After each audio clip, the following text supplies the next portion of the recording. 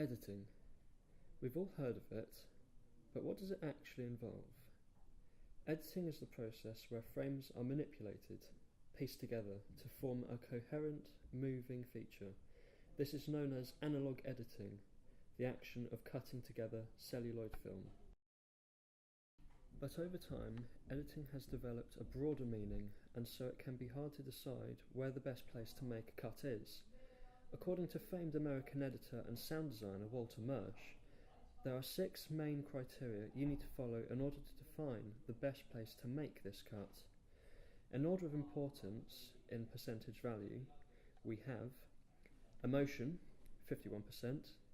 Does the cut reflect what you believe the audience should feel at the selected moment? Story, 23%. Does the cut advance the narrative? Rhythm, 10%. Does the cut fit in with the rhythm of the shots? Eye trace, 7%.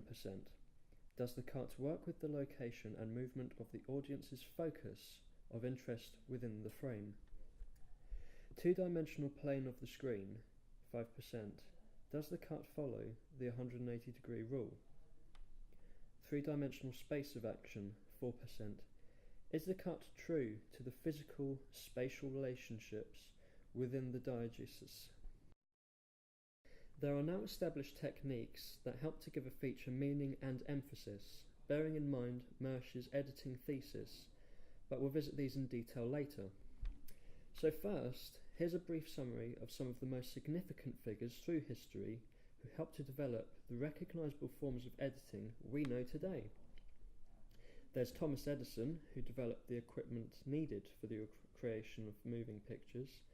The Lumiere brothers, who we can look to as the prophets of this art of moving film. They helped to make it known.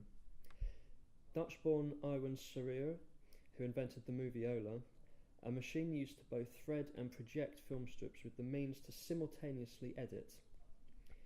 George Mealy's, one of the first to use the in-camera editing technique. We also have G.A. Smith, the pioneer of using shots from different locations and developed filmmaking from single-shot films. And finally, we have Porter, Paith and Griffiths, who developed the art of storytelling through editing. They popularised the splicing together of individual shots in order to create a longer and more dramatic films. After this basic blueprint of editing was established by these figureheads, many other editing styles began to emerge, such as montage, which is varied in approach itself. First came the French practice, where montage has its literal French definition, assembly and installation. Then later in Russia, after the October Revolution, when the Bolshevik Party seized power, Soviet montage of the 20s formed. It was a method of juxtaposing shots to derive new meaning that would not have been clear with each independent shot alone. Lastly, we have the most commonly used form of montage today, Hollywood montage, or montage sequence. They feature as a short segment in a film where narrative information is presented in a condensed fashion. A good example of this can be seen in this scene here of Inglourious Basterds, where we can see the characters preparing herself, applying her lipstick, etc. But for the sake of maintaining the audience's attention, the scene has been cut down. We don't need to see her gather all of her makeup, and we don't need to see her pour her glass of wine. Because of the way this montage has been pieced together, despite the jumps between each shot, we can still see a clear development of narrative. Montage aside, there are some other styles of editing. There's in-camera editing, a video production technique. This is when the operator of the camera shoots all of the shots in order they will be viewed in. You can see this effect now in this small production, as there are no special transitions between each shot. At some points, you can see the jumps between the shots where the camera could have been stopped. This helps to give the mysterious biker a supernatural quality as he disappears and then reappears. There's also parallel editing, where two different perspectives and narratives play out. This can be seen in The Godfather, where the shots switch between Michael Corleone getting his child baptized and the murder of the rival mafia families. Alongside the speech, the parallel editing creates this great sense of irony as the priest says, "Do you renounce Satan and his works?" In contrast, we see the violence Michael has ordered upon his enemies. Another style is French New Wave. However, it's more carefree as it often draws attention to itself with its lack of continuity. This is usually due to its overt use of jump cuts or use of material that doesn't relate to the narrative. Hollywood developed its very own editing traits, which help to make the visual narrative easier to follow. The 180-degree rule is a basic guideline that ensures, for example, two characters in the same scene have the same left-right relationship to each other. If the camera passes over this invisible axis, it's called crossing the line. This is notable in this pub scene of Inglourious Bastards, as we see the left-right relationship taking effect when dialogue is shared among the characters. Another feature is the eyeline match, where a character will look off screen at something and then we immediately cut to a shot of what they're looking at. This is demonstrated in John Carpenter's The Thing. As you see, the characters are looking out into space, but we are then presented with a shot of the blood dish, perhaps trying to show how nervous the characters are, as this is a very tense scene of the film. Lastly, there's the shot reverse shot, in which a character once again looks off screen, however, this time specifically at another character.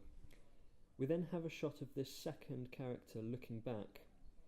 This has been used in films as far back as the 30s in such films as the Laurel and Hardy series.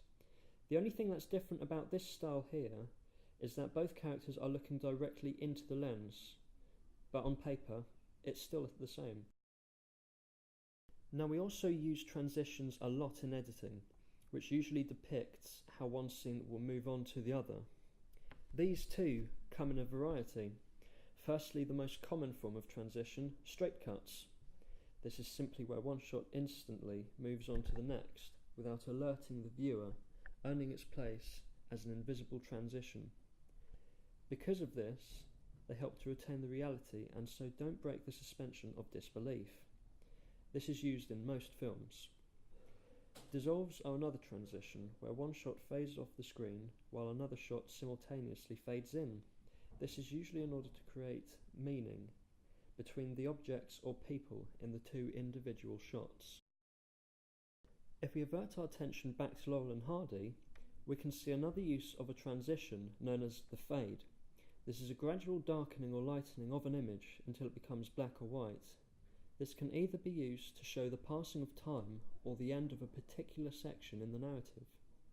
In this case, it's to show time passing. Finally, we have wipes, which are most famously used in Star Wars, which suggested George Lucas wanted to pay homage to filmmaker Akira Kurosawa. In this transition, one image is pushed aside by another.